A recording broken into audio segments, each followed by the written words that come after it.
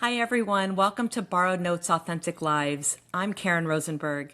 Today, I'm joined by members of the Peakles, a Beatles tribute band founded in 2013 in Lisbon, Portugal.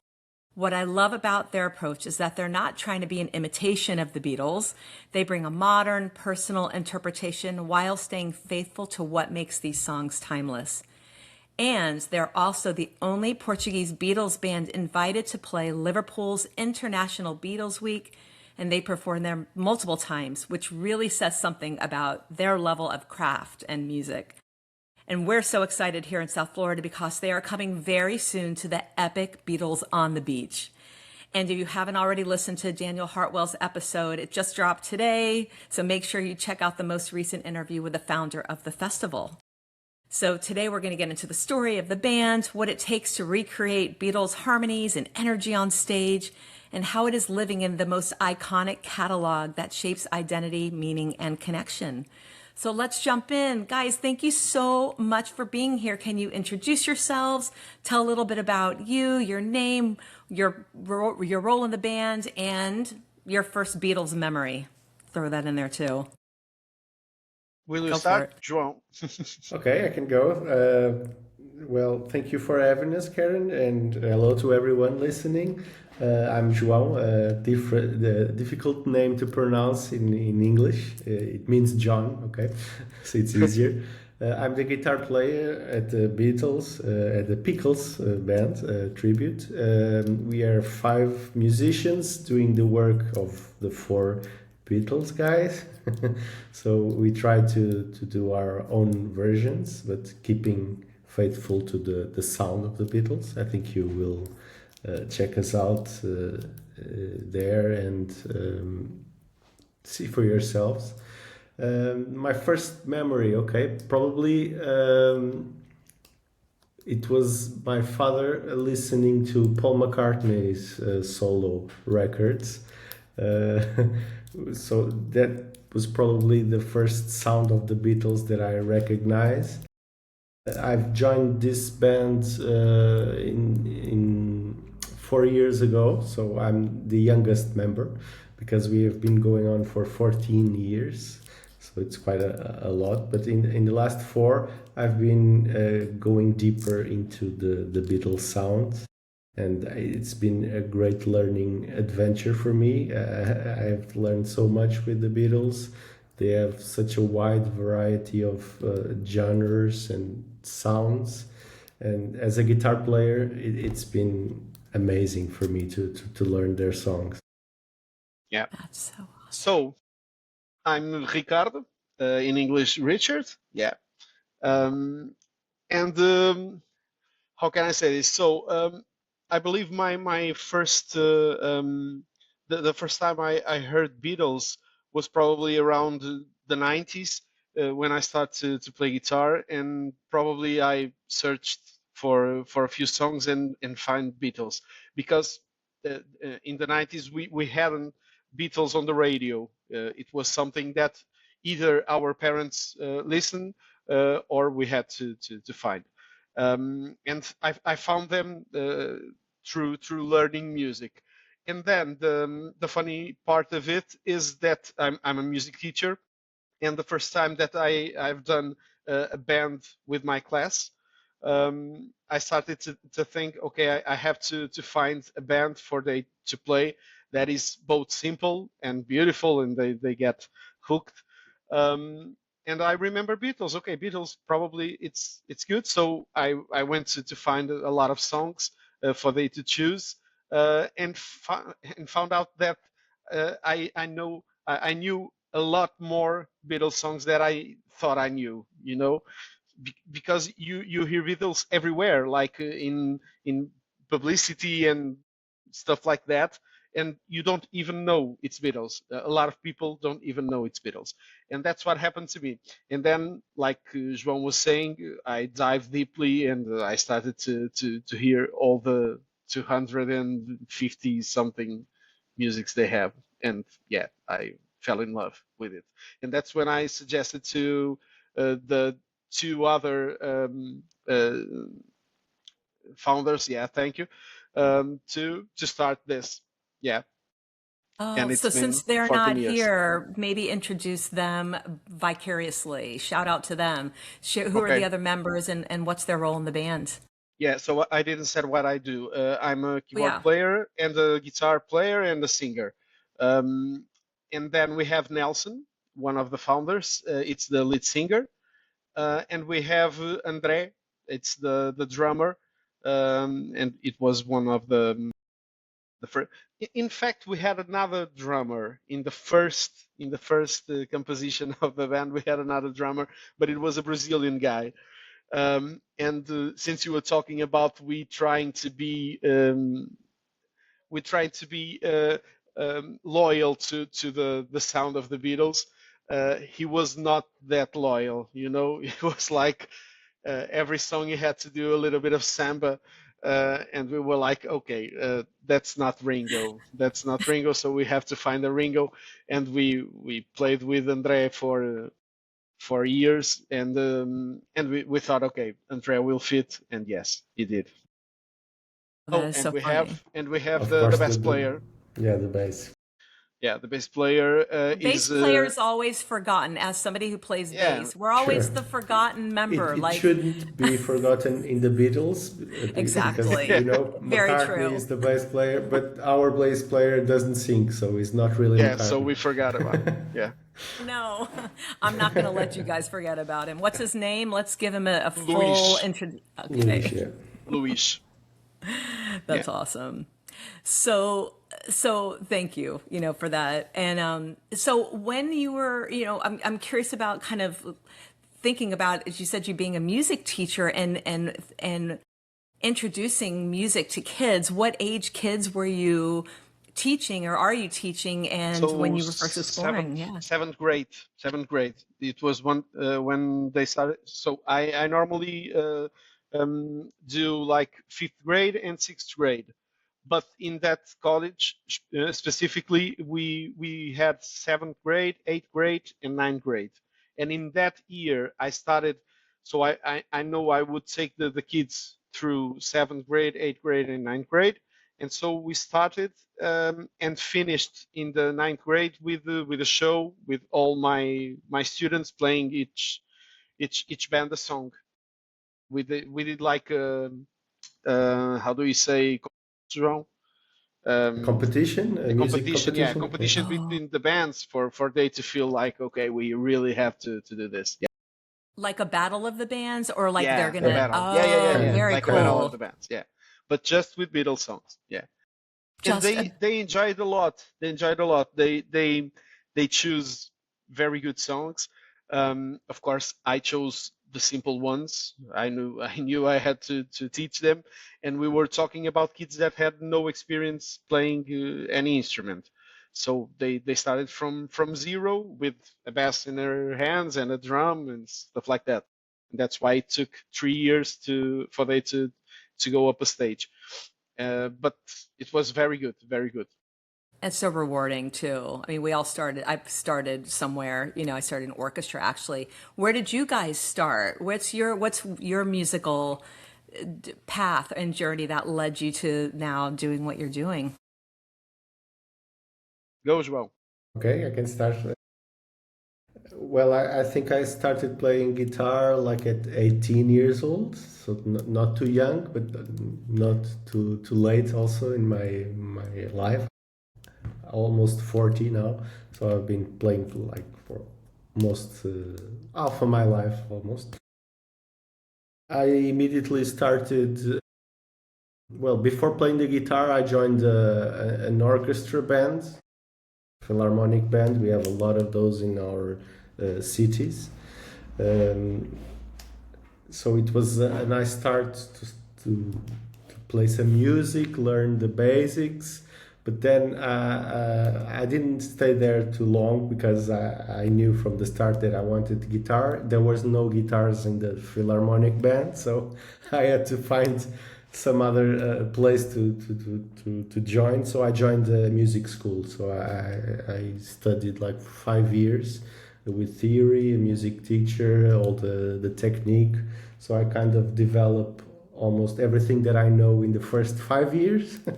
And then the rest of the time I've been playing, I joined bands and started playing on the road, and that's where you really learn to play with other musicians. And I've been playing in mostly cover bands. I had an original band, also a rock and roll Portuguese band.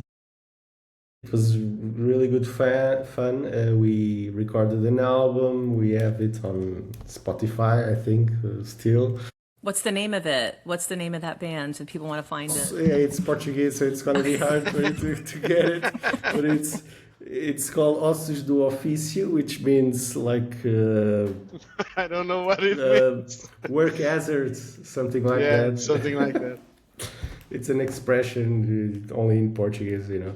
But it was great fun. But then life goes on for all the members. It kind of splits up. There's a moment where you have to decide if you're going all in music or not. So none of the members were all in music, so it kind of split, and each one of us joined different side projects. We have our own jobs, and then we do music when we can. And since then, I've joined many bands, and for the last 4 years, the Peakles are my main band. We do 30 gigs a year. We've been growing with major venues. We stopped doing bars, for example, in the last 2 years. We're not doing bars anymore and clubs. We love to do it.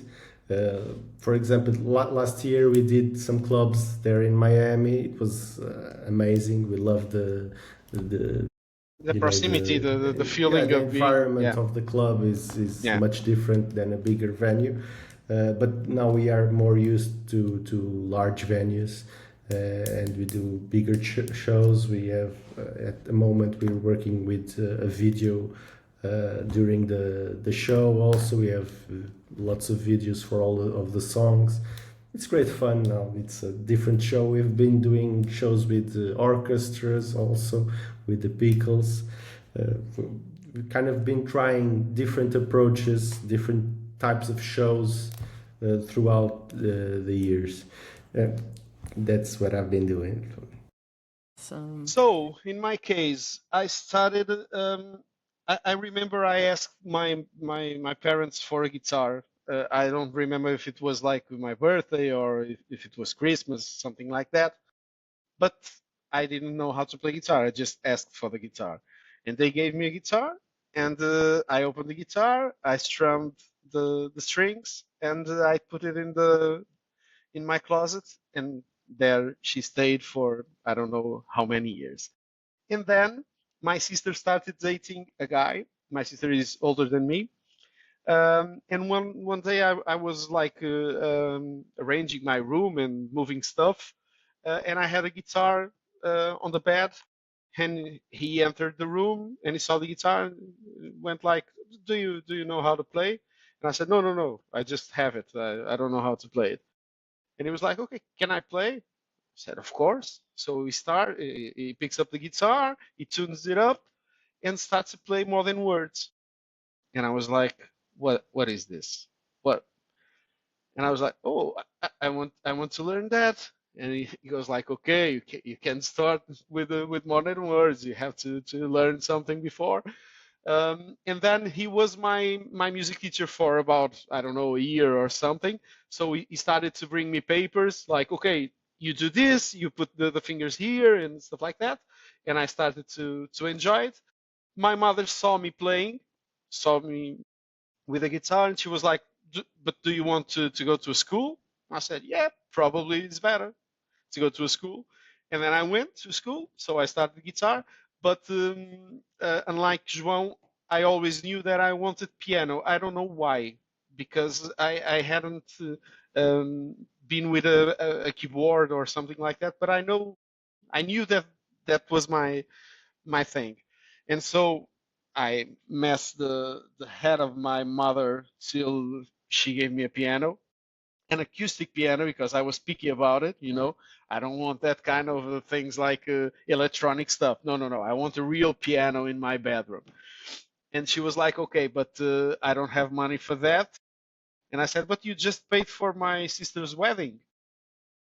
And she said, okay, but if I will give you a piano, then I will not pay for your wedding. And I said, yeah, but I will not marry, so give me a piano.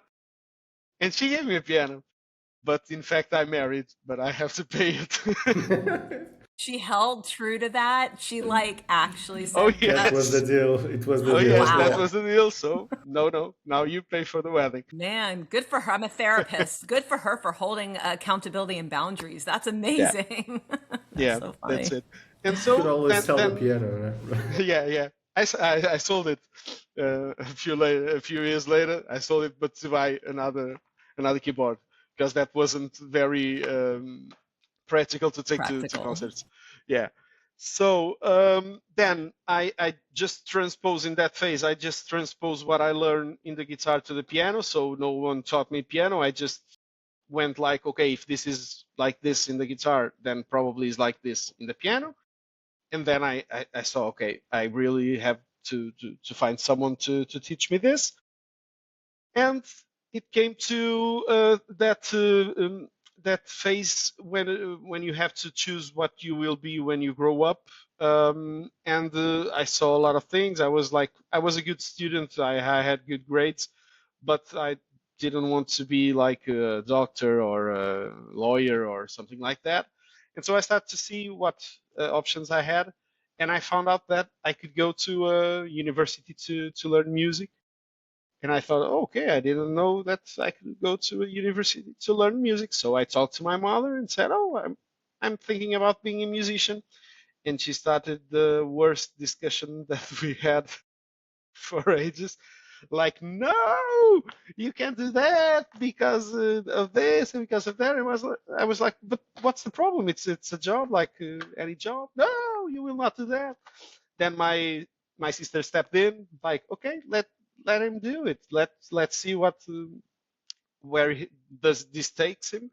And it in fact it was not that good because in Portugal and probably in other countries, but in Portugal, if you want to be a musician, like real musician with a university degree and something like that, you have to choose that you want to be that kind of person around sixth grade, because then you have to do 8 years of how do we say conservatorio? Right, music It's like, conservatory. Yeah, yeah, Conservatory. you have to the do eight school of years of musicians. that, and then you enter university. You do more like 5 years, and then you have a degree. So I was in the middle of this, and I didn't do any of the 8 years. So I went straight to the university to know how I would get in, and the lady gave me some papers because I had to do some tests, and I was like, okay, I do the tests, and then I start to see the tests and start to look at this like, I don't know this, I don't know this, I don't know, I know nothing about this. And I asked the lady, so how am I supposed to know this kind of stuff to enter the music university? And she said, but don't you have the 8 years of conservatory? I said, no, should I? And she was like, of course, if you come here to go to the university, of course you have to have 8 years. And I said, no, nobody told me that when I was 10 years old. And so in that time, I thought, okay, this will not happen, of course, because I can't put in my head 8 years of learning instrument. But I was already, I knew by that time that I want to do this. So I will find a different approach. And I found the approach of being a music teacher, for as stupid as this can sound, because yes, you can be a music teacher if you don't have the eighth grade, but you can't be a music player if you. But whatever. Then I entered Details. the yeah I entered the university and started to take the course and became a music teacher. And of course, by that time, I learned a lot just because I was on the university and I knew that I had to step up. And yeah, it was very fun, and I really enjoy today I think I'm like I really enjoy music theory. That part that normally the musicians Right. don't find very fancy. I really enjoy it. I think it's like it's some kind of magic that you have to understand. And when you start to understand, it's very beautiful. It's very beautiful. It's like understanding the phi number. That number that people say that it's the God number because it's in so many things. And when you start to dig in music, you start to understand why does this sound better than that, and why does these notes go together and those two don't go together, and this kind of stuff. And it's very, very cool. And the I think, Beatles broke a yeah, lot of rules. Yeah, they did. I yeah, was yeah. going to ask you about that coming from both, really learning and classically trained and understanding theory, and that you love theory, which I couldn't stand that. So good for you. That going in and then approaching the Beatles music, getting the harmonies and the arrangements without overthinking it. How did, I mean, you can answer your own question, how did they break the rules, but how has that been for you, as musicians playing that kind of music? It's very good because you have different opinions about the Beatles music, and when you start, it's like when you don't know them that well, you probably think that, oh, they are very simple. Like you have a G, you have a D. Okay, it's music with two chords. The lyrics are very, but then you start to dig in and you start to see songs like I don't know, Strawberry Fields and stuff like that, and you start to analyze like what are they doing. Even the drummer, everybody says, oh, okay, Ringo was not that good of a drummer. No, he was perfect. He was perfect because he could do the simple things and made it sound great, and that's pretty difficult when you start. João was saying that he had an original band, and in my journey became started, sorry, with original bands too. So I had a lot of them, sorry. And one thing that you understand as a composer is that normally you want to put way too much things on the song. Yeah. You have All to, your okay, knowledge. yeah, You want to go all the in. bass Yeah. has to play the whole song, of course. The drums has to play the whole song because otherwise you will be sad about it. And then you start to see the Beatles and their approach to music, and you start to understand that it only feels it feels like they received the message from God. I know I'm being a little um, Love it. exaggerated, but you understand. It's like they receive the message and they just bring it. They don't know what they're doing. And Paul McCartney says this a lot of times. They didn't get the music education that other musicians had, and that's strange because they do things that other musicians that have those kind of studies weren't able to do. And this kind of interaction is very very intriguing in the Beatles songs. Yeah, I think Absolutely. it's really a mix of them having like all of four of them amazing taste, great taste, and at the same time knowing how to serve the song. So Hmm. not overdoing what they know. Um, so their stories about Ringo being like the best shuffler drummer at his time, but you don't see him doing that in all the songs. Maybe one or two. The other ones is just serving the song for what the song needs, and that's I think the what makes the Beatles so great. They knew how to make songs, not just being great musicians. Can you just share where did the name come from? Because I was just, yeah, is there a Yeah, story there? So yeah. we're just stupid people. We Yeah, you know, the Pickles sounds like Pickles, the Yeah, fruit, the and first also name that sounds like the Beatles. we thought about was the Sheetles, because we thought we would do a lot of shit, and we thought, but then we started to think, okay, wait, and then if this gets a little bit better, Serious. yeah, and serious, we don't want to be the Sheetles, but we always like to have some kind of fun on the names we pick.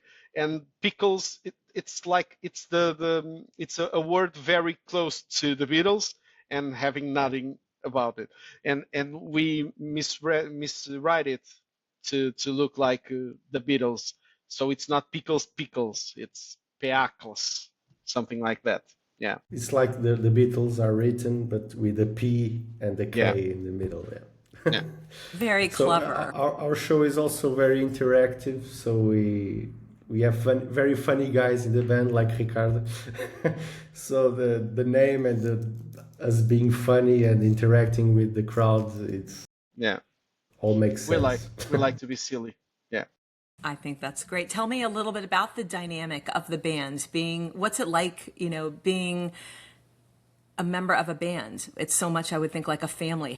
Tell me a little bit about the vibe of your band. It's definitely like being a family. Uh, we get along pretty well. We get along pretty well. We really enjoy being together. We are not uh, only together in the band. We have our families always together. Our wives and girlfriends and kids, they all call like our kids call aunts and uncles to our band members. So it's a family, and we have a band. It's something like this, you know. So it's really we really go along very well. We have no problem on. Of course, we start discussions, especially on WhatsApp and that kind of messaging apps, because it's difficult, and because you have a lot of decisions, you know. I think the problem on having a band, or probably another project, is that you have a lot of decisions and people think differently, of course, and we have to listen to each one idea, and sometimes we are way apart to to choose something.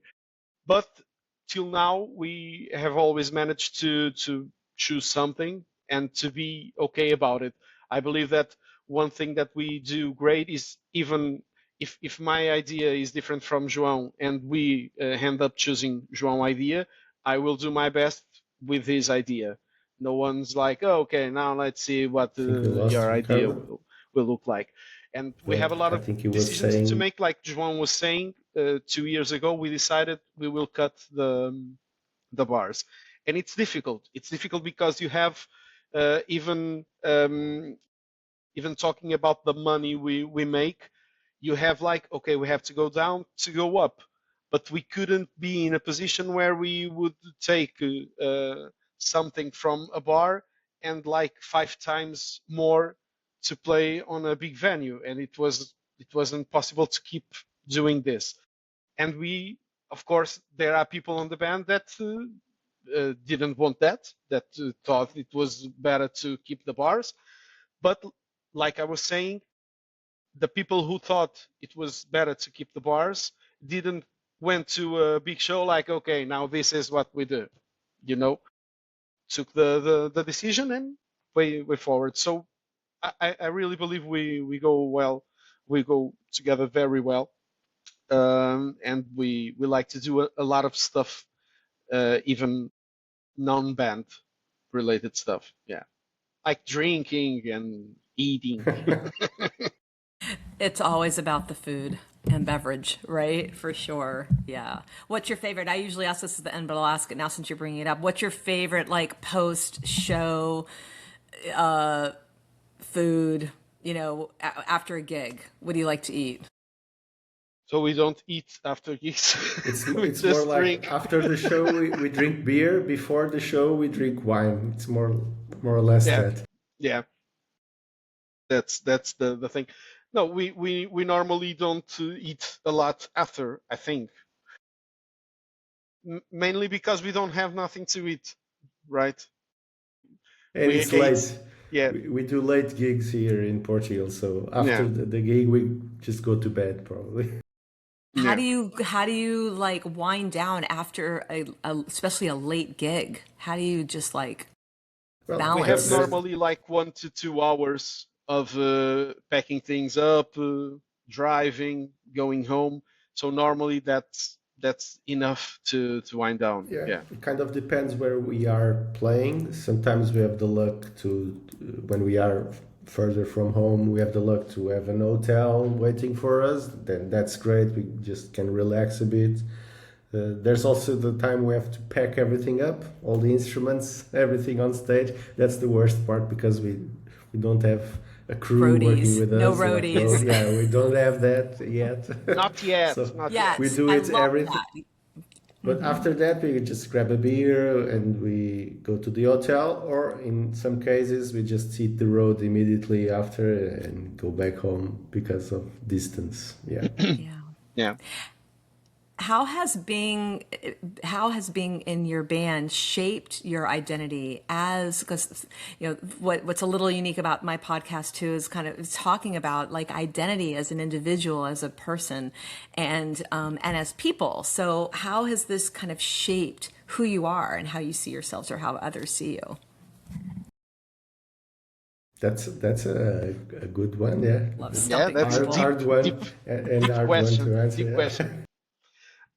I think one of the things that I know I'm going to talk about the same thing, but one of the things that made us grow as a person is this need to decide and to take the others' decisions. It's something I even talk about to my kids as a teacher, because that's something that it's very difficult. It's very difficult for you. Imagine you are writing a song, not even playing someone's song. You are writing a song, and you do a verse, and the other guy does a different verse, and you have to choose because you probably can't put everything on a song. And this feeling of, okay, it's my son that stays or his son that stays, this kind of decisions, it's they are difficult for most people. And we as musicians, we have this a lot, so we really learn to give the thing to the other person, and this kind of feelings are made us grow a lot, I believe. And yeah, I can talk about one more thing before I land this to João. The other thing is perseverance. I believe it's that that word, because a lot of times you think like, okay, I'm quitting. This doesn't make money enough for me to keep doing, or I'm quitting because I have a wife, I have to the children, and I'm not at home. I will be 5 days away. She will get all the crazy fights between the girls to manage, and all that kind of stuff. And there's a lot of times that you think, okay, I'm done. I will play at home. I'm good playing at home. I have my piano, and that's it. But then you think, okay, no, let's move it a little bit further. And this kind of perseverance is very good for a person, even in other fields of your life. So that's something we take on having a band. Nice. Well, in my case, I sometimes feel like Clark Kent, with the day job that Because of the everybody glasses. knows. Yeah, also the guys. A day job that everybody knows about, and some people know about my musician life also. And Wait, usually what, I'm those sorry. people. What's your? Oh, sorry, I just dropped Okay, in. What's your day my job? I missed Okay, that. so I work in marketing.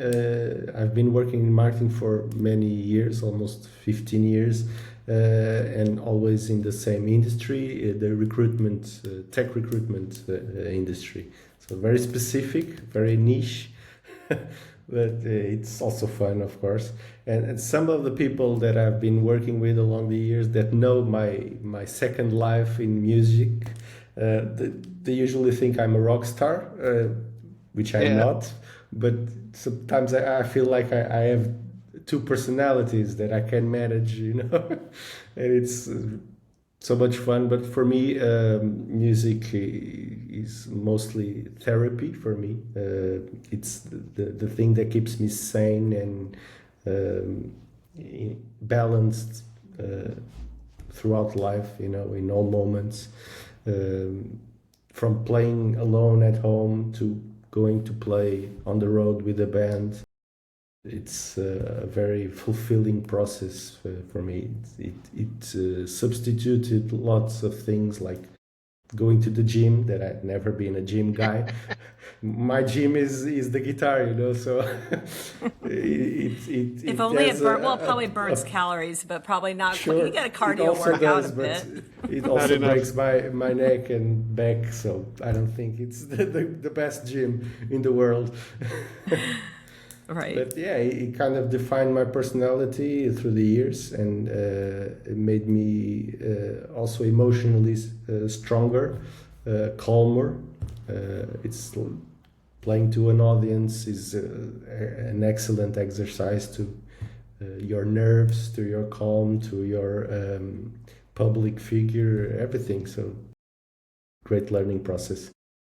That's such a good segue. I was going to ask you, how is it, when you think about getting up on stage, what is that feeling like, knowing that you're up there and everyone's there and everyone's vibing and there for to see you and to hear and feel that music? What does that feel like for the two of you?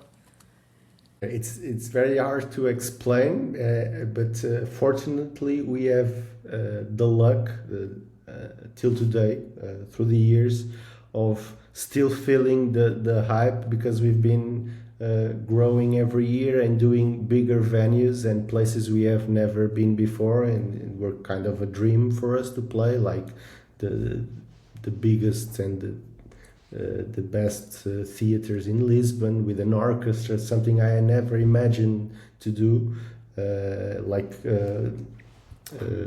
filling two theaters 2 days in a row with an orchestra was an amazing experience. And in those moments, you still feel that the nerves, the pressure of going to stage, knowing that people paid the ticket to see you there, the pressure of giving the best show possible with so many variables. So that thing still happens to us to this day, and it's great.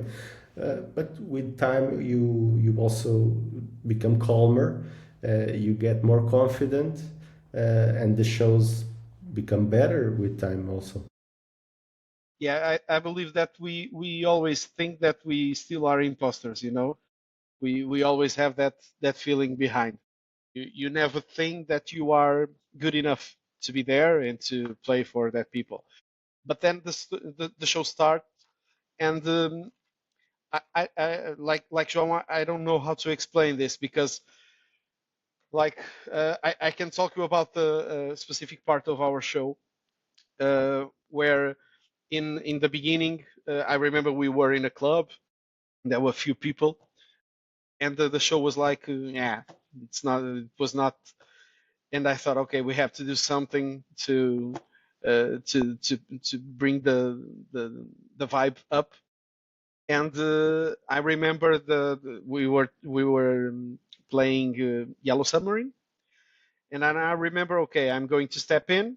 It was Nelson singing, so I started I like stopped the band and went like, okay, no, now I want the audience to do this with me, because it's a part where you repeat what I say and stuff like that.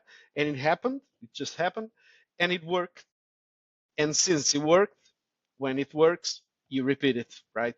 So I repeat this for I don't know how many years, and I don't have the numbers how many times I've done that, and it's always different. It's always something different, because I don't have Script, yeah. a script to say exactly.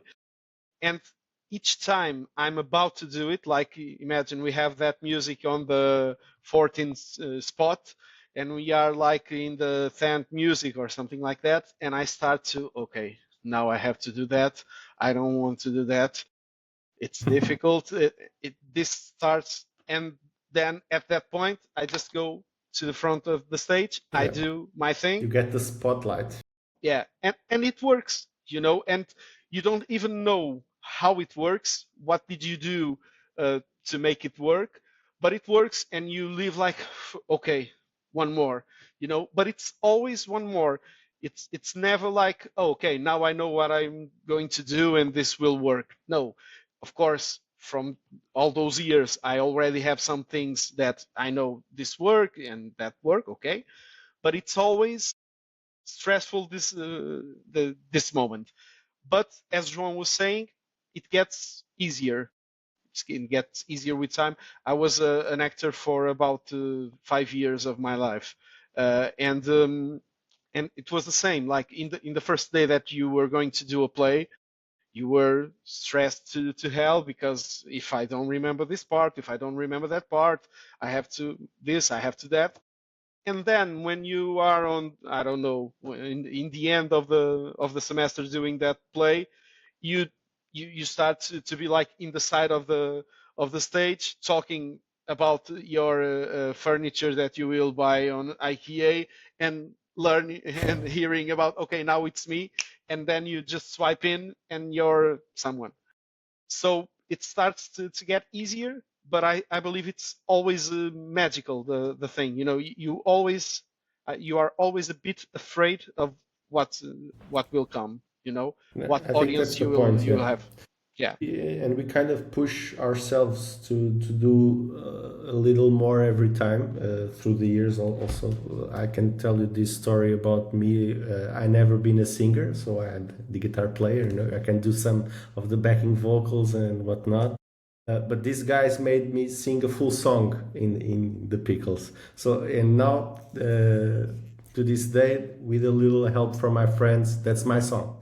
Oh, I And love that it's that song too. I never It's imagined perfect. that I could sing it or that I could even remember the lyrics, but it gets better with time, and now I can do it like with eyes closed. I'm not saying it's great, but I love to do it. Yeah. That's Yeah. We awesome. are always pushing the limits. Yeah. How do you like? I think that's the expansion and growth, right? That's what it's. And you're being kind of what you were sharing about going from bars to now the larger venues and how you're traveling. It's growth. That's what's happening, and through growth is stress, right? But that's how we grow and just get better and better. How do you even like narrow down a set list? Like there's such a catalog. How do you pick? And I can't even imagine. It's way too Very difficult. it's been changing through the years. I think at the moment we have like 60 songs that we can play at any time, but we have to keep it in a gig. We have to keep it like to 25, 30 songs tops. We can choose. It depends on the concert we're doing. We do a lot of municipality festivities across the country where people they don't pay any ticket to see us. It's just a big party on the city, and in those cases we usually play like the greatest hits of the Beatles.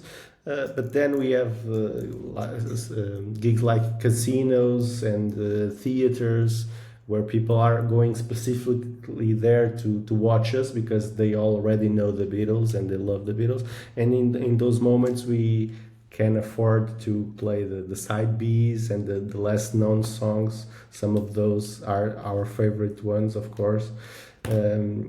And even in Miami, we're going to do a lot of side Bs.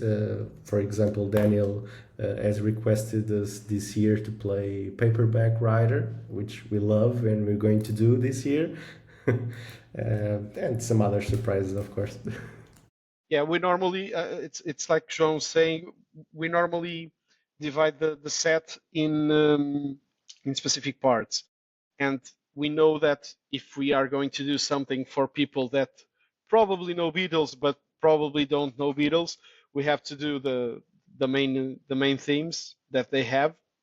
But we always like to put like 20% of musics that they don't know or they think they don't know, something like that. Just like to be a little bit of a teacher of what Beatles have to bring. And then there's those shows like with orchestras and stuff like that that we can go to side Bs and we go like full to side To the Bs, yeah, hits. Yeah. to the hit. We really enjoy that part, of course. As a musician, it's way more rewarding. But we know that we have to sing to the audience, and they have to enjoy it, not only us. And we have that stupid thing that we really still enjoy. I don't know how many times we played. We don't keep account. So but we always play it with smiling, because we really enjoy that, even if it's Love Me Do.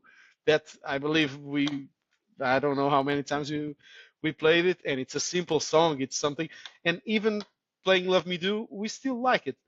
So we normally put the songs like the first part is more like Love Me Do's and stuff like that, the beginning of Beatles with the guitars. I'm on the guitar on that part. Then we cool it down a little bit and we go to the ballads like Yesterday or Let It Be's and stuff like that too. And then we start to go to the end of the show with a little bit of side B's, like one Strawberry Field or one, I don't know, something like that, more side B, and then rock and roll to the end. And we Yeah, we always have finish a lot with the of song. dancing also. Yeah, yeah, And people now you And we have going. to finish with the guess. same. You have to guess which song we always finish with. Oh, don't put me on the spot. Oh my gosh, I don't That's an easy know. one. That's an easy It's one. an I easy. The It's an easy one know. one. that everybody knows and sings. Na na The na end. na. Yeah. Oh, yeah, that's of course. That's the classic. Yeah, Hey, because we Jude. have a Yeah. choir at the end. Yeah. Na na na na. I love that Yeah. Yeah. song. Okay, We let's all might Yeah. not sing. play No. that as the last song in Miami Yeah. because Yeah. In there's Miami, other. probably we It's will a not do that. festival. There's other bands doing the Beatles, so we have to kind of leave that major hit for the headliner. Okay. Well, they'll just have to come and we'll all just travel to you to go and yes, or where you're going next. I'm curious, like, how's the audience different, if at all? I mean, you've done Beatles on the Beach before. So what's an audience like in Portugal going to see the Beatles versus like the States, or what's special about performing in like your country versus when you're traveling? I can say something very positive about the people we've met in Miami. They are very easygoing and they are not shy to interact with us, even on the street. Because we if you've seen us before, we go on stage with suits. We all dress alike. We have a Portuguese brand that dresses us every year. We're going to visit you this year with a new one, so it's a surprise. And we use the suits also on the street when we are not playing in Miami, when we're just hanging around. We are dressing the suits, and so people recognize us immediately. And in Miami, the people there they're not shy to talk with us, and that's amazing. So Yeah. and Yeah. they give us great feedback about the last gig we did and what they liked the most, and then they follow us to the next one, and that usually doesn't happen as much in our country. Leave it People to are a leave bit it more to the Americans. yeah, we are a bit more cold, but of course we have our own fan base, and we've been And knowing a lot of people. playing in a festival that is a Beatles festival, it's Sure. always different. Even if you go to Liverpool and you play there, of course you know that people in front of you really likes the Beatles and really knows every word. You can start the song and turn the mic to the crowd and they will sing the whole song. So that's pretty awesome to in Portugal. It depends if we have a show specifically of Beatles and people pay to be there, yeah, probably we have something like that, but it's not the same as a festival. Makes sense. What's your dream venue that you have yet to perform at? Yeah, In there's Portugal a or lot of outside them. Portugal? Yeah. Anywhere, anywhere. I can remember one that we've talked about. We've been in Liverpool a few times in the International Beatle Week Festival, but we usually there's a lot of places with gigs happening. We've done a few of them. The Cavern, of course, is a dream venue that we did a few times, but we haven't done yet the Philharmonic? hall, the Yeah, Philharmonic Hall. That's Philharmonic. obviously a goal. Yeah, with an orchestra, please. Well, that'd be Yeah, amazing. Oh We my could that would do be it with God. a amazing. local orchestra. Yeah, That'd be amazing. if they are listening, so They yeah, are listening because you're going to send them this podcast. You're going to send it right to them. Yes. yeah. I always look. In Portugal we have a pretty large stage. I believe it's the bigger stage we have here, a bigger venue. It's called, I don't know, it changed a lot of times names. I don't know what it's called now. Mel It's the big Arena. arena Yeah, in Lisbon. Yeah, it's the largest one.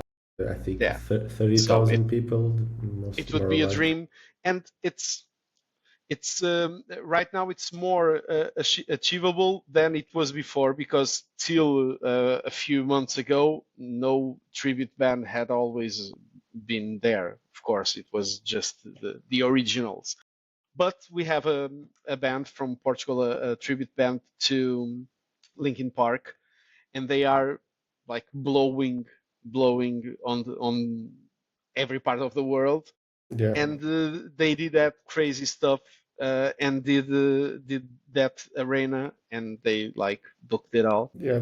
It's the second year they have sold out that arena in Portugal, and they are touring all over the world. Yeah, you should check them out also if you like. Yeah. What's the Yeah, name? What's the Nothing name of like the the band? Beatles. It's Linkin Park, hybrid but hybrid they're theory.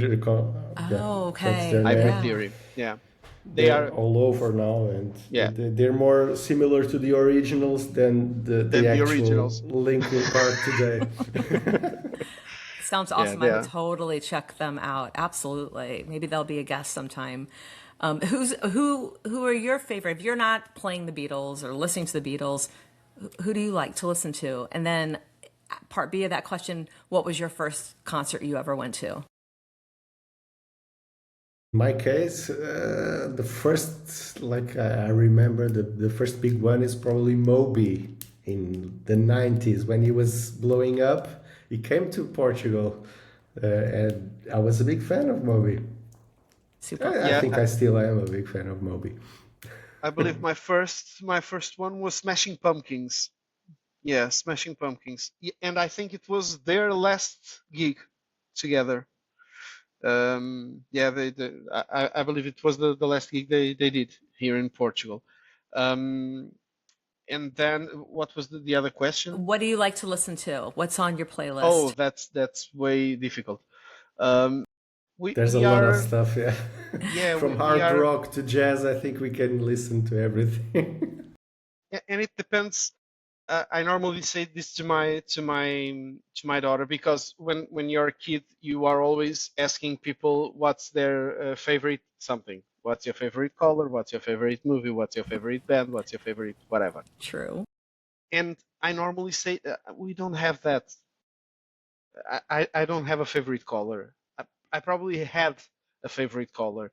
Nowadays, I have favorite colors in different stuff, like a favorite color on a car, yeah, probably, or a favorite color. Depends on the context, right? Yeah, it really depends. And music, it's just like that, and worse, probably worse. So if I'm working on my computer and I have to concentrate, I probably hear something that doesn't have voice, for example, something like more instrumental. It could be jazz, it could be Snarky Puppies, for instance. I really like to work with the Snarky Puppies. Um, but it's more like that. If I'm doing stuff like washing my car, I like to hear something more up tempo. If I'm running, I like to hear something more up tempo. I don't run a lot, so But yeah, it depends, and it's not like I just hear rock or I just hear pop. I literally hear everything, and I'm a music teacher, so I have to listen to those musics that my kids bring to the class, and I'm Keeps you pretty sad about it. relevant, right? Yeah, I hear you. Yeah, but We it have makes to you listen to some relatable. pop, of course, the popular stuff that are coming uh, to the market today. Of course, we keep up with those songs. Maybe not our favorite ones. I think most of them are kind of boring, to be honest. and I to st- play, and to play, and yeah, to and to play. play, of course, yeah. Yeah, You can always put on a great show, and most of the shows, the pop shows today, are all about, the visuals, visuals. Yeah. not really the sound, and that's what, as a musician, that's what we like. As a guitar player, of course, I started with Metallica and Iron Maiden and all of that. But they're going to the You Sphere in have Las to. Vegas. They just Ah, announced that that's huge amazing. residency in Las That's Vegas. also a dream venue, of course, but kind of impossible for us. Not, you never But know. it Never sounds know. Never amazing. know. Yeah, I should go there once just to see something. And then I grew into more like progressive rock, from Pink Floyd to more modern stuff. And today I was working and listening to Miles Davis and jazz and stuff like that. So I can Guys, listen We to we everything. even like stuff like AI generated. Me and João really enjoy The Professor. It's very good, and it's Yeah, AI. it's fun stuff. So mostly if it's AI based on other stuff that you already know, so Hmm. different versions of stuff that you know, and it's so much fun. But it's oh also my scary at the God. same time. So It's very, scary. Oh it's my very gosh. scary. Yeah, very This is scary. this is frightening. Oh my gosh. Yes, the whole, I mean, I it's think the we're whole doomed concept of to that. disappear, so it doesn't matter. Well, let's keep going as many shows as we possibly can before we all disappear into the ethernet, wherever we Sure, let's go. have some fun in the meanwhile, right? Yes. Exactly. So, While how we can can. people, while we can, how can people find you? How do they follow you? How do they know where you're performing next? Okay. Social media, I think it's the best. We're mostly in Facebook and Instagram. You can find the Peakles with a K. Uh, And with a E, not a I. yeah, it's Exactly. Peakles. Okay. Yeah, The Yes. Peakles. Beatles. We'll be joining you in Miami on the festival, starting on the 12th, I think, 12th of We believe May. that there's No, there's March, another March, there's March. another the Pickles band, but they are Japanese or Chinese, so you probably see the difference. Yeah, Yeah, I think they're Okay. Japanese, but Japanese. Yeah, yeah, Interesting. you'll see Okay. yeah, the yeah, yeah, yeah, difference. yeah. Okay. Thank you. This has been such an amazing conversation. It's been a lot of fun. I so appreciate both of you for being here, and a shout out to the rest of the band. And, for anybody listening, and the next, when this drops, there's gonna be a special episode right before the festival. I'm just gonna be dropping it, and listen and go check you guys out. You guys are awesome. And thank you for just keeping live music going. To everybody listening to the show right now, thanks for spending time with us on Borrowed Notes Authentic Lives. I'm Karyn Rosenberg. Keep supporting live music, not AI music. I'm joking. Keep supporting live music. Hope to see you at a show soon. Rock on. Thank you for having